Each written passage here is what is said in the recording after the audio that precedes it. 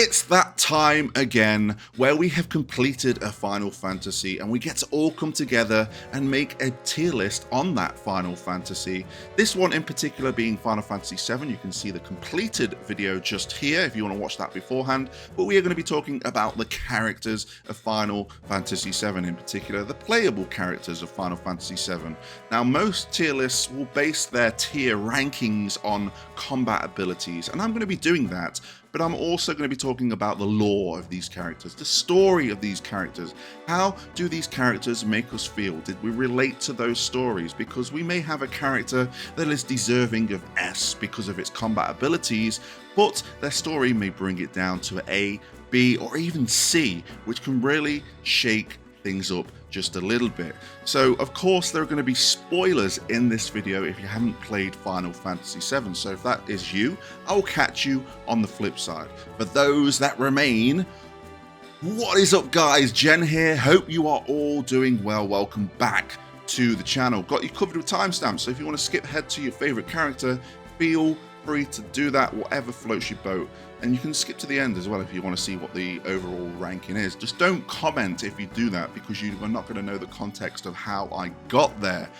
All the usual, like the video, subscribe to the channel if you like the content, hit the notification bell if you want to be notified of that content, and of course get involved in the comment section below, because I'm assuming that a lot of people will agree, a lot of people will disagree, and I want to keep it healthy and you want to get involved in that because it's a really good time. So let's get straight into it. Let's bring up the tier list, let's switch the scenes, and ta-da! I'm using the Record Keeper sprites once again because I really like these sprites, and I'm really hope that you enjoyed looking at the thumbnail for this video as well. I like to have a good time when I'm making these videos, and that includes coming down to the thumbnail as well. So we have these characters in order of, well, when we play as them. So it's going to be a good time, and I did a poll to ask you if you wanted Sephiroth to be included in this, and of course overwhelmingly Sephiroth won. I think I did have a comment or two about adding other characters, but I want to really just keep it to the core cast of Final Fantasy VII. That isn't bashing anyone else in Final Fantasy VII, it just keeps the video where it needs to be, and it ain't going to be way too long. Maybe we could do that another time, but I'll let you guys decide on that one. So let's start off with the star of Final Fantasy VII, and that is our boy Cloud. And you know, I was about to kind of move Cloud, but I'm not even on the right scene. I was just moving my mouse and doing nothing. So Cloud is our protagonist of Final Fantasy VII, and we're going to talk about his combat abilities first, and that includes like weapons and how useful he is. Cloud is someone that you use for the entire game or a certain section of the game, because the dude is lost and he has lost his mind, like legitimately. But for that, you're going to be playing as him throughout the game, so for that reason he is catered to be a really good character. Not only that, he has decent limit breaks. His level 4 limit break, Omni Slash, is obviously a pleasure to watch and just see those numbers pop up and have a good time. But he also brings to the table having some of the, you know, we can talk about statistics, how some characters may have better statistics than other, but I didn't really pay attention to statistics in particular, but I did pay attention to the weapons that they bring to the table, and Cloud has, you know, access to triple AP weapons, which instantly takes him to S for that reason. But we're now going to talk about his story and how his, you know, part in Final Fantasy VII made me feel, and that could drop him down.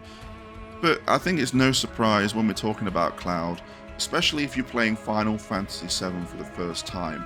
He has quite the journey. You know, he is the guy that we are playing as. He is the guy that we trust, and we see little things, you know, scattered throughout with when it comes to Sephiroth and him telling the story at Calm, and Tifa being very quiet during this time when he's telling the story, and as we go on and he gets called things like a puppet, and it really kind of like takes a twist when we get to the Northern Crater for the first time, and we are showed scenes of the Nibelheim incident, and we do not see Cloud. We see someone with some black spiky hair, and for me as a kid playing that freaked me out, because I was like, what is going on? Is the game glitching out?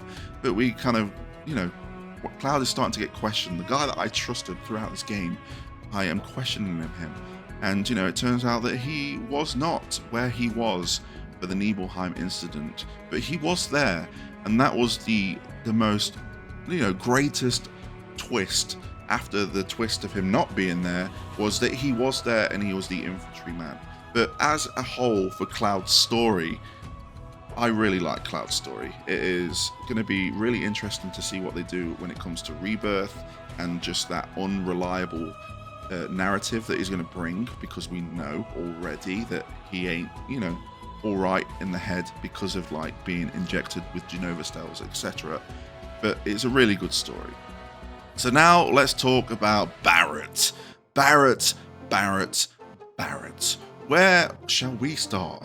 I don't really use Barret. I literally use him during the Midgar portion, but as soon as I had the option to, you know, get rid of him, I got rid of him because he doesn't bring too much in respects to combat. He does have obviously long range, which is always nice to have him on the back row, so he takes less damage. But you know, when you're playing an RPG and you grind, I don't think the positions of characters really matter. They do matter to a certain extent, but I think as you go along the game, I don't think it can save you, I guess, a few times from big hits if you're on the back row taking less damage. But ultimately, it's not a big factor for me. In terms of weapons, he doesn't bring any triple AP. Of course, he brings some double AP because I believe every character has access to double AP weapons somewhere. His final limit break catastrophe was, you know, okay, I guess. But I think B for Barret is where we want him to be. But let's talk about his story in particular. And Barret, you know, he is this very larger than life character when we first meet him, and as we get towards Coral and the Gold Saucer, or Corral, however you want to pronounce it. I'm sure I'm going to be butchering so many pronunciations in this video, but that doesn't matter. We kind of get a really somber backstory to Barret and how, you know, how he's a stepdad to Marlene and his relationship with Dine, and just how he's frowned upon in Coral. And it's, you know, it's an alright story, but I think it keeps him at a B for a whole, and I'm hoping that we can all agree with that one. So let's move on to Tifa. And Tifa, you know, I've got a lot to talk about this one because obviously I have completed Final Fantasy VII more than 10 times now, and obviously I had this playthrough to kind of experiment for a bit, and I tried something out that I've not tried out before with Tifa, and I think a lot of you may know where I'm going with this when it comes to combat, and that's the combination of the Power Soul. It's the combination of having the Cursed Ring and having the combination of having either Odin or the Destruct Materia with the added Effect Materia in your armor in particular. And she is such an ass kicker when that comes to that. And I really like using the slots, and she does a lot of damage. If you've got all the slots all the way to Final Heaven, she's going to be dishing out a lot of damage, and I took her throughout the whole of my story because I wanted to do that, and I had a lot of fun, and I can see a lot of people, you know, I can see a lot why people have praised that. So for that reason, she's going in S tier. But when it comes to the story of Tifa, it's more of like a supporting role to Cloud, and you don't really get much of her backstory. We get to go through a house and sneak into a wardrobe and play her piano. And we get to know her dad very briefly. She was trained by the great Zangan and all things like that. But her story wasn't impactful. She's really like sloppy seconds, if you know what I mean. But the amount of fun that I had with combat, I think is going to keep her in S tier for me. And that's why she's staying there. So let's move on to what isn't considered sloppy seconds, and that's Aerith. Or if you're playing right back in the day and you want mistranslations, Ares.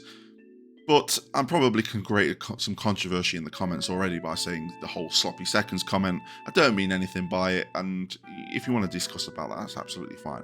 But Aerith, she is just by default our white mage of the party. If you decide to grind and get great gospel, she has a lot of utility with her limit breaks, whether it's going to be healing you, whether it's going to be like replenishing MP, I think, or boosting your limit break, or making you invincible. She brings really good utility to the team in that regards. And the only problem I have with that is that she isn't available for the whole game, and we all know why. And I'll keep that silent, just in case someone has like skipped my intro and found themselves here. You shouldn't be here. We are talking spoilers, and you know, for what we're talking about at the moment, just the way she brings healing to the table, she's an S for me. But her story, obviously, she's a main component of Final Fantasy VII, and the way that kind of works, it's very integral. But her as an individual and being the last remaining ancient, you know, it's more of I cared more about the story than I did with her. Does that make sense? That ain't making sense when I'm trying to go through it in my head. Basically, I don't think her story's strong, even though it's quite pivotal to the plot of Final Fantasy VII. But her only problem is that she's not here for the whole game. And I think for that reason, and just the story in general, I'm bringing her down to A tier, which is ironic because her name starts with A, and we're going to be falling into this pattern again. But I think with everything being said and everything being considered, I think strong A is probably a good place for Aerith. So let's move on to Red 13. And, you know, it's really cool that we have a hound in our party, and he talks and he's very intelligent, but at the same time, he is very young compared when it's compared to human years. And let's talk about his combat abilities. I used, what was the one I used quite early? Because he has, is it Slowfang and then Lunatic High? Lunatic High being haste. I found that very useful during the beginning of the game. I did take him with me on the beginning of the venture, like probably all the way through up to Junon maybe. And I did enjoy what he brought to the table, but it didn't bring entirely much. Not enough for me to keep him around anyway. So for that reason, he is going, you know, C or B, and I guess I'm going to put him in C for now, but we're going to talk about his story, and it has a really kind of cool story and a really kind of touching story when it comes to him and his father, because of what he thought and what has actually happened. So essentially, he starts off as a lab experiment. He's the last species of his race, and as time goes on, we go to his hometown of Cosmo Canyon, known as Nanaki or Nanaki, and we get to learn a bit. He thinks his father was a coward and he ran away when the Cosmo Canyon was attacked by the G tribe, and we found out that it isn't. And that moment where they played the version of Cosmo Canyon, Seto is up on the cliff, and we have this like ooh, like he's howling, the howling moon or whatever you say. It's really touching, and I really kind of like that. It really, and replaying it as well, I really appreciate his story, and I really appreciate his relationship with Bugenhagen as well. It's really nice throughout the story until, you know, Bugenhagen decides to become one with the live stream as well, if you know what I'm saying. And his story arc brings him up for me, and it brings it above Barret, if we can just do that. Even though he's not like the greatest character when it comes to combat, his story is one that really resonates with me and was really touching. So for that reason, he's going in on a high B. Now we are moving on to Sephiroth, and this is the character you wanted in, because technically we do play as him, and it's for a small stint, but we get a small sense of his power. And I think it's going to become no surprise that, you know, Sephiroth, I'm going to put him right at the top, and we're going to talk about that very briefly. So in combat, very powerful. How things would have been if we had him in the party for longer, or he became part of the party, I think it would be no change. He'd be a beast, and he would just make the game so easy for us. He has got the God mode on him already, and I think that's all we really need to say about when it comes to combat abilities. But his story, he is the villain of Final Fantasy VII, and he is a good one. And, you know, it's the first time I experienced a villain of his caliber.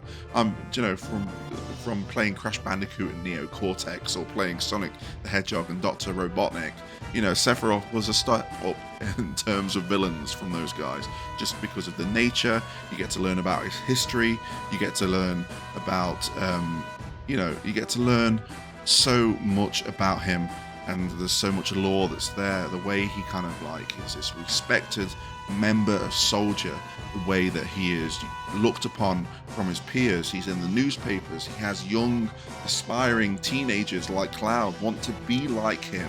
And then he has that moment during the Nibelheim incident when he's like, it was my mother, and realizing that he's an experiment, he's a monster, and he thinks he's a monster.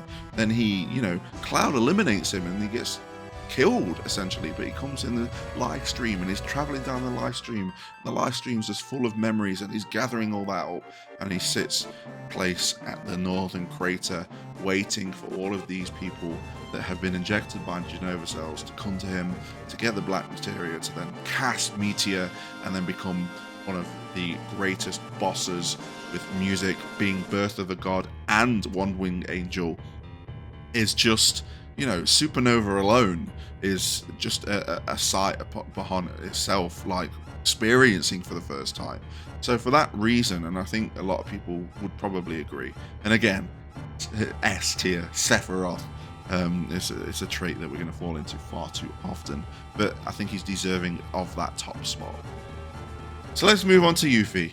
Yuffie. Where are we going to start with you? Well, we're going to start with the combat. How are you to combat? She is pretty beneficial when it comes to more of the end game with her Confarmer. What is that, how you pronounce it? Is that her ultimate weapon? I don't know. I completed it like a week ago from now, and I'm still forgot. But she is very useful if you want to morph characters, especially if you go underwater and go to the Galinka sunken ship, and you want to kind of get all those sources. She's very handy. And, some of her limit breaks early on and late game are useful. She can heal the party, she can do some damage, and, I think for that reason, I'm going to put her in B for a combat. No, actually, she's going to go on in A because of just what she brings to the table in combat, especially end game. You can do some really cool things with her. But her story... this is going to be like, would it be a hot take or would it just be honesty? But she's an annoying character, like especially when it comes to gameplay as well. And even though I'm going to relate to me talking like when I played it for the first time and when I just played it recently as well. But that spot where obviously you need to find her. She's not a character that's set in stone for Final Fantasy VII. You have to explore the forests after you've come out of the Mithril Mine. She's available and has an encounter rate. That's annoying in itself. Then you have to go through the whole scenario of, recruiting her and making her want to without stealing anything or doing anything or disappearing into the distance when you go into a menu, go to the save point that's available there. And doing that for the first time is annoying. Without a guide, it is annoying. Then she's in your party, and she doesn't offer much, like I said at the beginning of the game, it's more late game, but you decide to detour to Wutai. And the Wutai side quest where all your materia is stolen, especially for the first time and just getting to grips, this is your first RPG, that is taking a lot from you. That is your main utility. And that whole arc is very, it's easier now. It's very easy now. But that whole is just annoying. Her as a character, she has a bit of charm to her. She is a bit comedic at times, especially during the weapon attacks in Junon, and she's playing the role of a reporter. And just her general fear of flying and her sickness, it has some charm to it. But just the story beats and how it affects gameplay, quite frustrating for me. So I'm going to move her down, and I'm going to move her at the bottom of the B tier because of that reason. So I'm hoping you guys can understand. So let's move on to what I'm going to call Cait Sith, but I'm sure a lot of people will want me to say Catchy. Cait Sith. That's how I pronounced it when I first played Final Fantasy VII. That's how I'm pronouncing it until I have to listen to it being narrated during Rebirth or something, and they decide to pronounce it that way.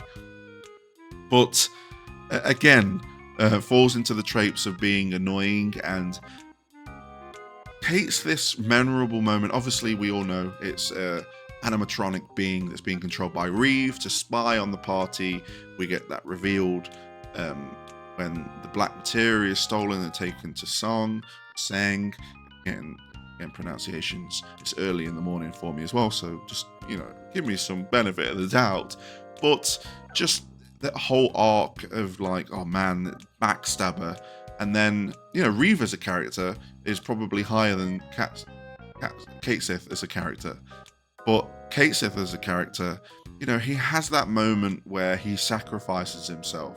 And, that takes a trait from Final Fantasy IV, which I despise, is the fact that a character makes a sacrifice and then they pop back up. But what makes this even worse is that it's a dude that's sitting in an office, controlling it with a remote control or a PlayStation controller, I guess. And then having, several more already made to replace them. And then, combat as well. I've not even touched combat because it doesn't really bring anything to the table. He has a megaphone and he has slots and dice. Slots can be beneficial if you're going to use them to defeat the mega bosses. But unless you're going out your way to do that, I don't think you're going to be using Cait Sith. And for that reason, Cait Sith is going D. I'm sorry, but Cait Sith just doesn't do anything for me. I really hope that we have a bit more of an arc for him and get Reeve a bit more involved when it comes to Rebirth. Obviously, we had that scene at the end of the intermission DLC with him running to the plate falling.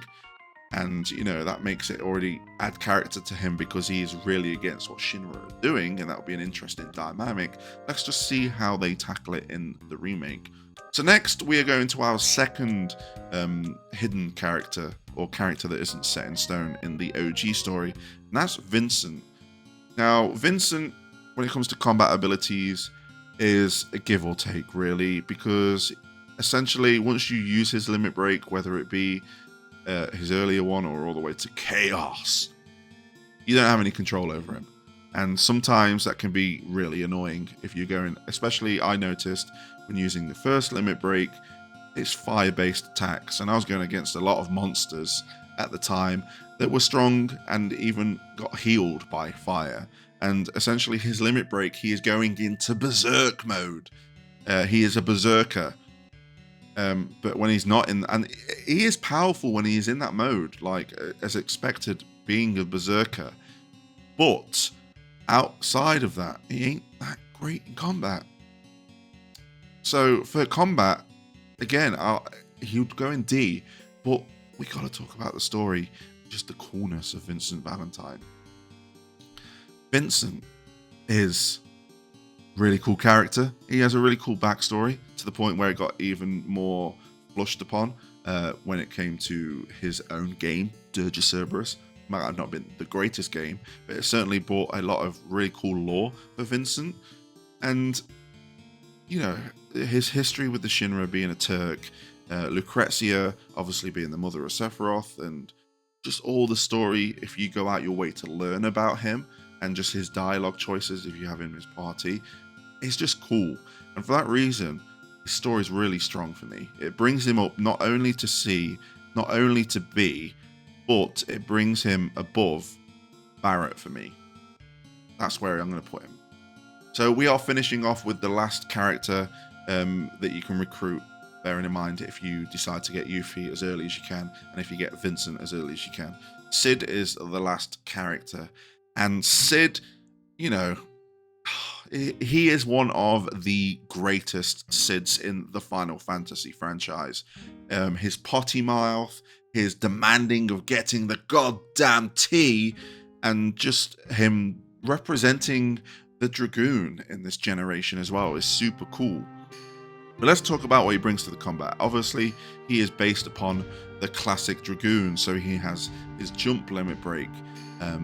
He has dynamite. He is a smoker, and that is used comedically in whether it be the end cutscene where it drops out of his mouth, or he uses it to light his dynamite during his limit break.